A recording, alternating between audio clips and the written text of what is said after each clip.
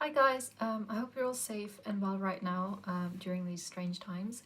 Today I'm just going to share with you some writing that I did as part of my Glenvivian residency last year, which was predominantly based around the Phytopia exhibition, and I also spent some time researching in the library, and so a lot of it was collated into this little pamphlet that I made, which included like a lot of work in progress, and yeah, so I'm just going to read a few pieces that are in this pamphlet, and I'm also going to share with you some of my other writing, so I hope you enjoy.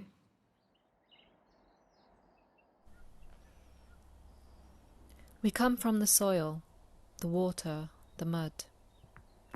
It was here before us and will be here after us. We come from the earth, which now pays the price of our lives leaf by leaf.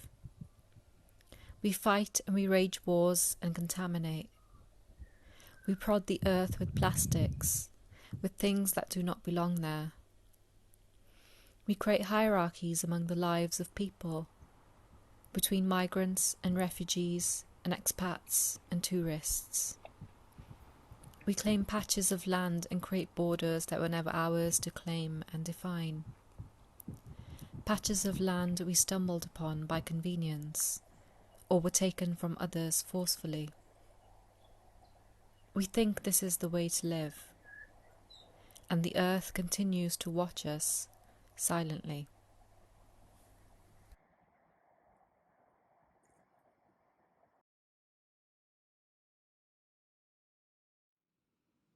The important thing is to not say something, but to say it again.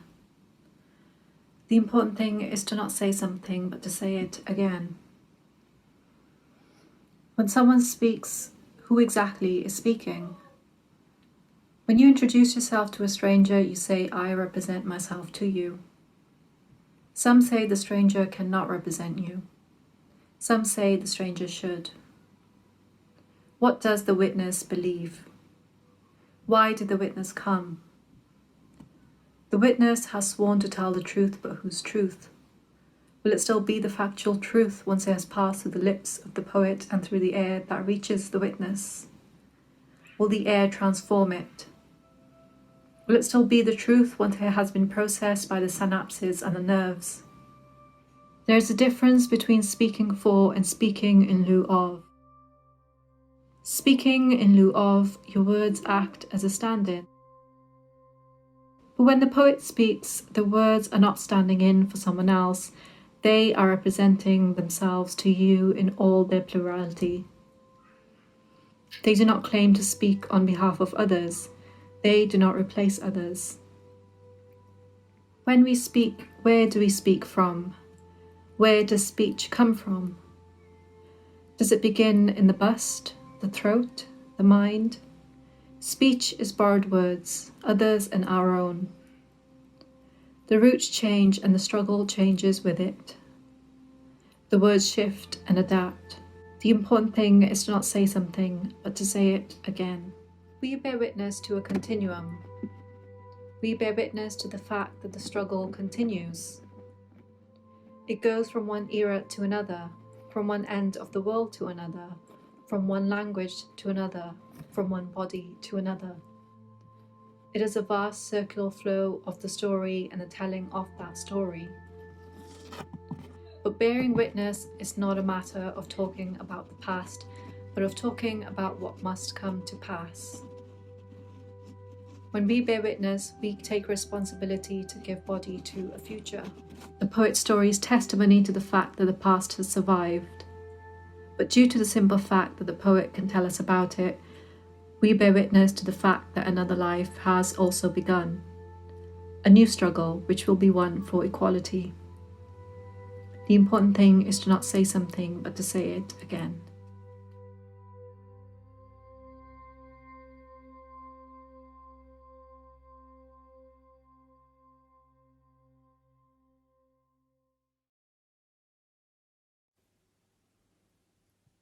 We're doing that thing again where I pretend that you don't matter to me, just so I can see how much you really care. You ask me if this is a game and I say no. Instead, I stare out across the barrage at the boats tied to wooden poles, floating like giant swans, casting long dark shadows across the water, rippling like sand dunes on a desert. The submerging sun is taking the buildings around us with it into the darkness below, but if I look past them and across the docks to where the water meets the skyline, there is still light.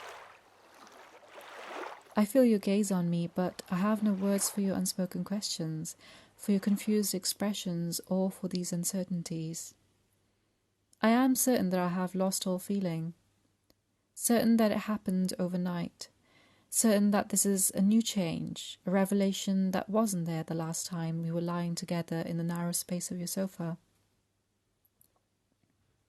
I ask you about your day, and your answers are short and flat, lacking the stories you would tell me, and I know that I did that. I want you to be animated, to jump through the hoops and perform tricks for me. But instead you stumble, and I think that this is no good for you. In the bay, I see whales casting shadows on the water, slinking underneath but never surfacing. I want to ask you if you see them too.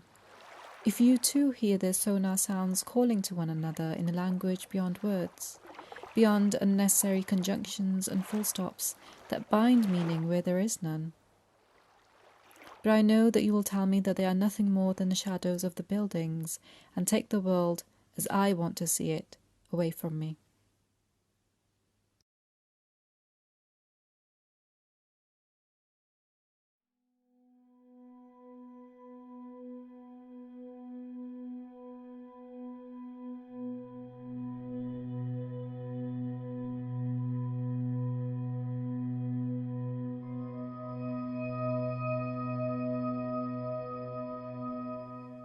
When you dream, you are told to differentiate between dreams and reality, between dreams and ideas.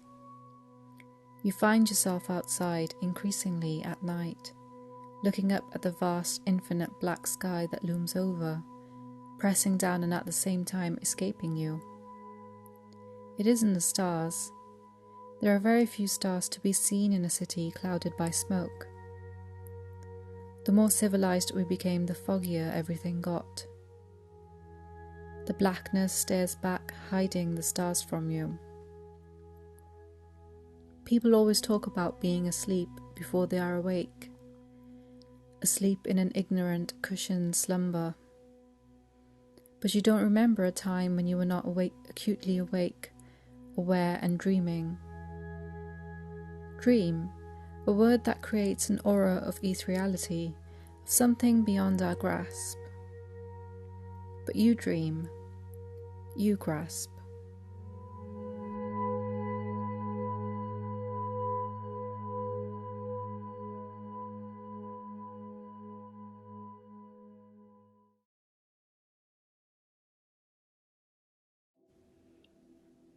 What drew her was the short film. It was set up in a dark room towards the back of the exhibition, and it played for 5 minutes. A still shot of a frozen vase of flowers, the cold air around it moving in slow motion. There was a soundscape, not music, but just a low-pitched sound, almost like a siren, which died down to give way to another sound, this time much higher pitched, which grew in intensity, until suddenly the bowl shatters. You could hear the dull shatter of the frozen glass, and then silence. Petals, leaves, ice remnants, bits large and small, flew across the screen in slow motion. Throughout the chaos, one tiny wildflower remained intact, calmly floating across the screen as a silent commotion settles down and the screen fades to black. She watched the film twice, all the while thinking of the fullness in her stomach. No matter how many times she watched it, it was as though the impact of the burst on the screen went through her own body. She felt it in her every limb, as they cushioned her against the shock. She almost willed whatever was in her stomach to burst too, into bits that her body would clean out of her and leave her hollow and empty. But she knew that that would be a much more painful route, and instead she knew it festered.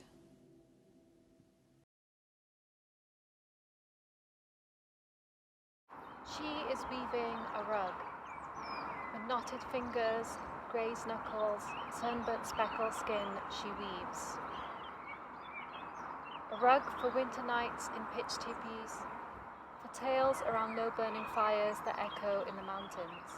Not just any other rug, she weaves a Qashqai rug, preserving those who were, preserving those who are, for those who have yet to come. She works tirelessly, thanklessly, to preserve them in his diamond medallions, in his octagons and endless Chinese knots, symbols of immortality that reach her from across the seas, so that the Qashqai can be eternal in his 8-lobed rosette. Through droughts, winter-cracked skin, dust-born feet, and hopeful eyes, the rug is the saturated garden, the tree of life teeming with plants and animals, ripe pears plucked and enclosed safely within its arabesque borders. Their beauty is a rest for Qashqai eyes, worn down by dry and inhospitable lands, as they take the journey towards survival.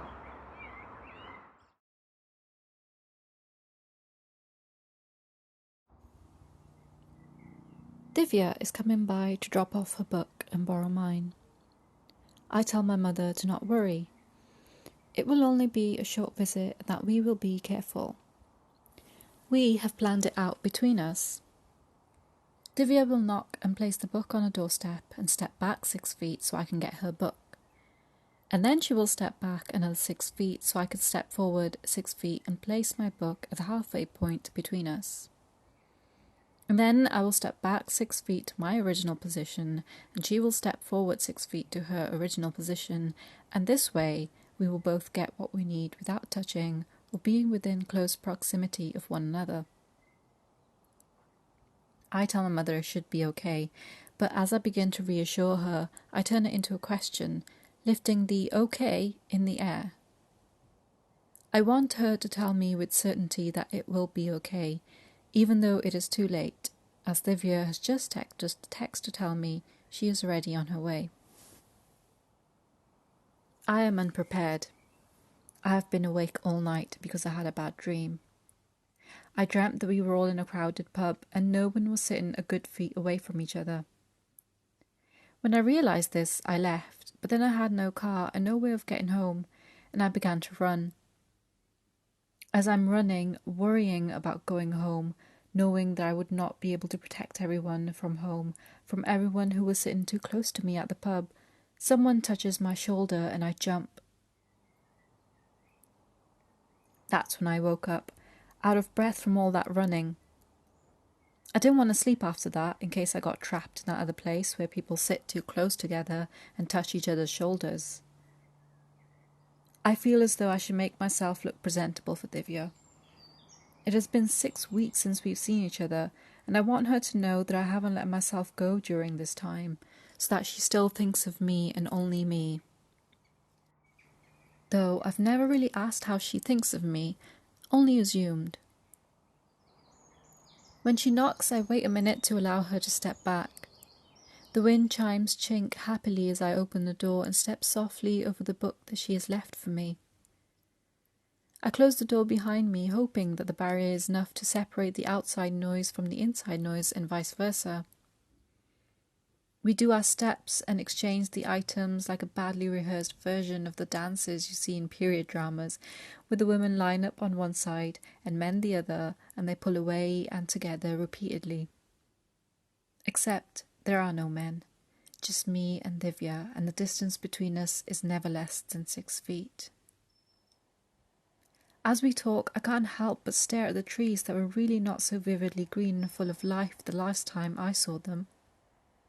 My eyes hurt a little at first from the brightness of the sunlight, which filters through the leaves and frames Divya in a soft white dress as she leans over the pillar of the front gate. She is telling me about a film she recently watched about a female artist who paints a portrait of another woman. She thinks that I will like it too. Just then the neighbour's dog starts barking like it does every other hour, and she stops mid-sentence to find the source. I tell her many of our neighbours have dogs, and I can't quite tell which is which anymore. Divya's neighbours are probably very quiet, unlike mine, who are out on the streets, even at night, talking or arguing. Smaller homes only contain so much. A guy wearing a mask on a skateboard whizzes past a little too close to Divya, interrupting us, and I'm relieved of having to give her any more explanations.